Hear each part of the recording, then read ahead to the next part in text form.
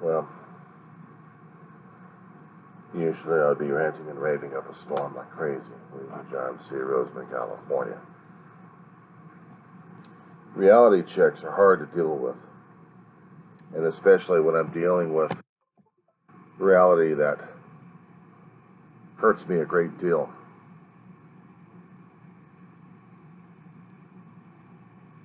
How things can get too close to home, and one of which is dealing with I had to deal with.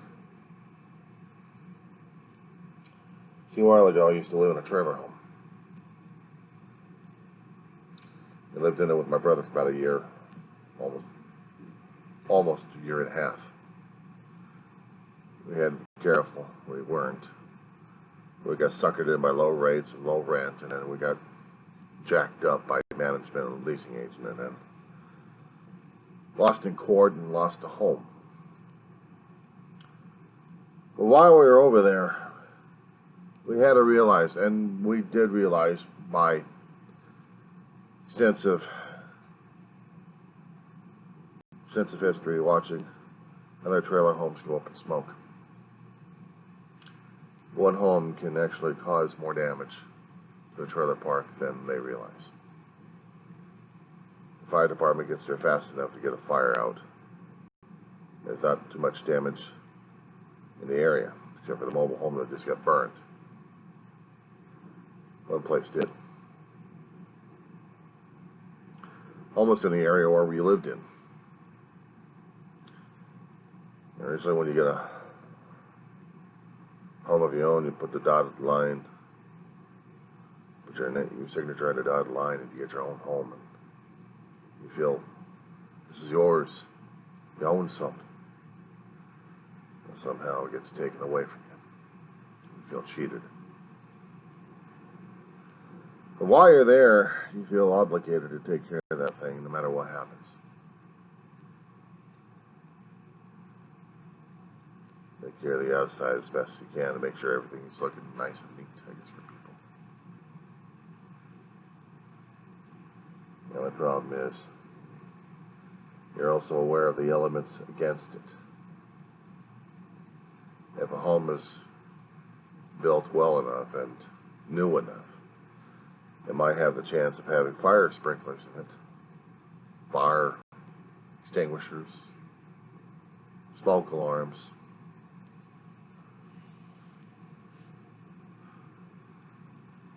And maybe you're just lucky enough to have one of those. But the older ones, they get hooked up with battery operated ones, and that's about it. You have to make sure that they're properly maintained. And same thing goes for apartment complexes as well. What's the scariest damn thing is seeing a neighbor of yours having a home go up in smoke and realize you're too damn close for comfort. I never had that situation happen before, but it was always a terrifying fear every time I lived in a mobile home. I feel like it was ours, but we always had to make sure that we didn't cause any fires of any sorts. We didn't have any barbecues. At least not inside, but outside. We had to make sure that we didn't cause the tinderbox to go up. Growing up in the San Fernando Valley for so many years, seeing how many fires happen in so many neighborhoods in our lifetime. We've seen many trailer homes, mobile home parks get torched. Now here in the desert, it's the same thing. Fire prevention is number one, safety. But when you forget about that, it's a harsh reminder of seeing that in action. Realizing the fire department may not be there in time and enforced to save the loved ones or save the park. Today they got lucky in trade winds. lost a home, but maybe their lives were saved. And everybody else in the park is more and more aware, acutely aware, what goes on, instead of just going blithely along like everybody else does. That's what scared the hell out of me during the July 4th weekend. There were videos I posted regarding it, but I'll tell you something. Living in a desert community like this, in a desert environment where fires would be prevalent more and more instead of a local city. And then again, it doesn't matter if it was in a desert or in a community or city area. There's still a 50-50 chance of somebody else causing you to lose your home. And a 50% is you causing the home loss. Sometimes I have to be careful about that idea. I have to be careful about what I do sometimes. The desert winds will pick up the sparks, travel them along, and maybe cause a fire somewhere else down the road. If we get the fire lucky enough, they got it, including the ambers. That's good, because if not, ambers usually cause something down the road to happen, and that's not so good. Now spot fires happening. Now other places happen. And during July 4th, when we had the fireworks going on where I lived, I suppose the youth never thought of any of this. They never have a context. They look towards July 4th as excitement because fireworks are excitement to them, but never the safety factor involved. They've never seen anything been blown up by fireworks or burned down by fireworks. Homes lost, people injured, or people killed by it. They've never seen the horrors that I had seen growing up, and refused to acknowledge or even understand why I had to do what I had to do necessary. We're lucky enough out here in Roseman that we still have a mutual fire aid from Edwards Air Force Base close by, and maybe LA County for lucky.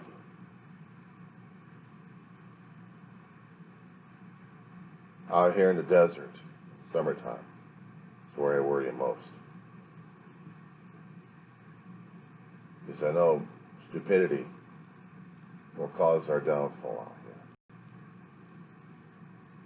Good spark from somewhere, good amber, flying around in the air, landing on a roof, and then all hell breaks loose. Then what do you do? What do you do? They may get the fire in their roof, but people down below get to suffer from it because of water damage. We've had apartment fires before. We've had water damage. I've seen it happen 2 or 3 times in this apartment. It's scary as hell. But people just don't understand or don't comprehend. It scares me the most that when they blithely do what they do and not be aware of the consequences. They don't have the context. They say they know what they're doing, but they don't. No matter how many times you keep trying to tell them that.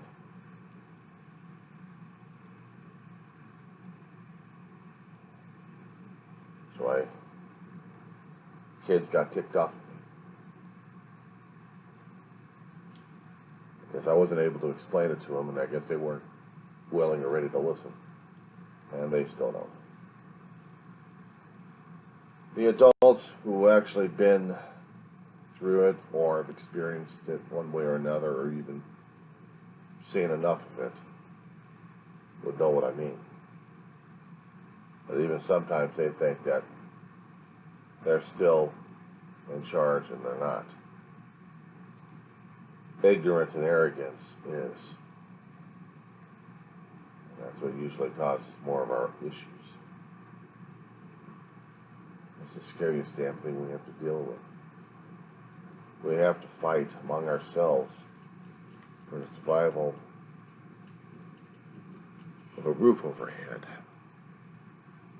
We fight each other for it. And it is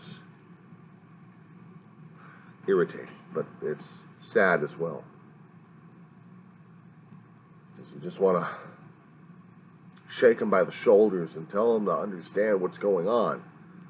Know what you're doing. Understand your surroundings at this point over here. That whatever kind of consequence happens over here, it's on them.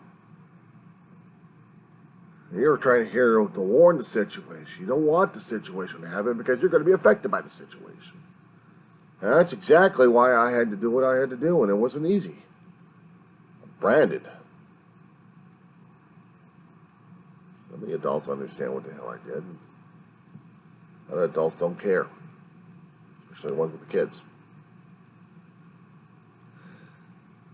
It's unfair when I have to keep reporting them to management and let management know what the hell is going on.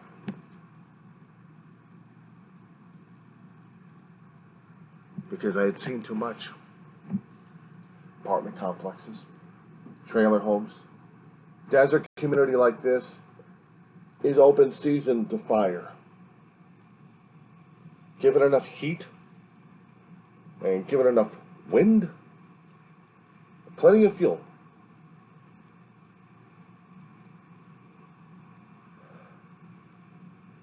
All it takes is stupidity, ignorance, arrogance, indifference, a nonchalance added to it. Thinking that they've got control over the damn thing. That's what happened. That's what happened. An accident may have happened over at Tradewinds that caused damage to a trailer home beyond repair. Once you get a fire in there, it's beyond repair. It's gone. It's history. Trailer homes are tinderboxes. I've seen too many of them.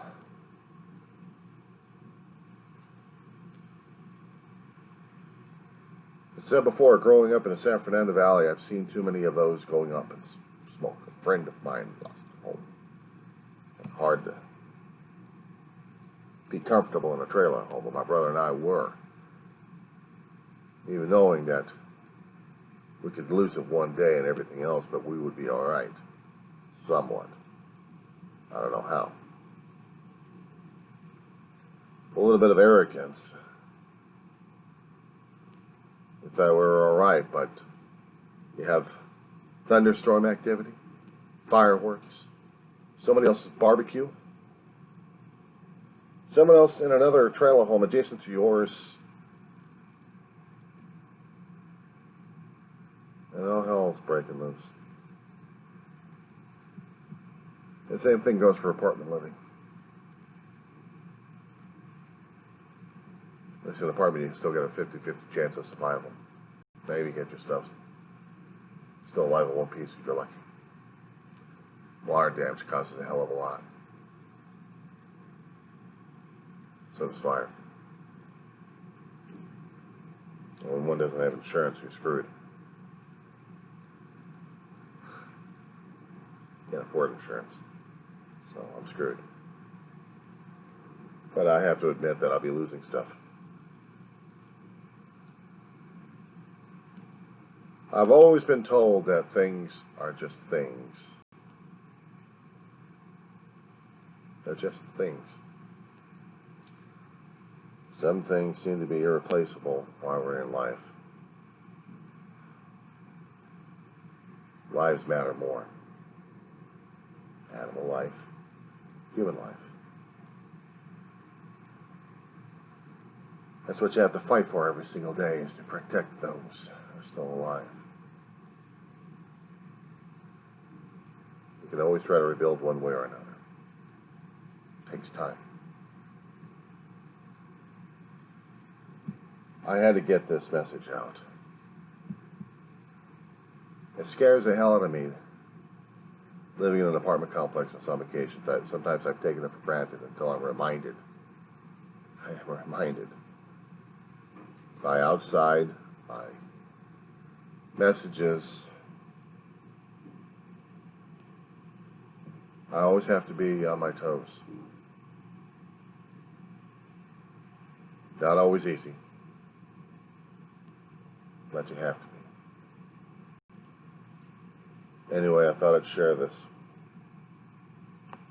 because I still live in an environment that still scares the living crap out of me. And I'm not quite sure if I'm still going to be safe or not. If I am, fine, but if I'm not,